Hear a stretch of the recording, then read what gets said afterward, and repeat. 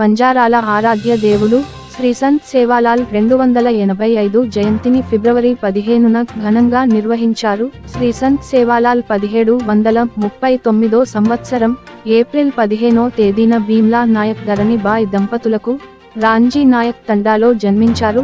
లంబాడీలకు తాండాలో స్థిర నివాసం ఏర్పాటు చేసి వారికి వ్యవసాయంపై అవగాహన కల్పించారు. శ్రీ సంత్ సేవాలాల్ లంబాడీ జీవితాల్లో జ్ఞానజ్యోతిని వెలిగించారు. తన జీవితాన్ని లంబాడీల కోసం అంకితం చేసిన శ్రీ సంత్ సేవాలాల్ జయంతిని బంజారా ప్రజలు ఘనంగా నిర్వహిస్తారు.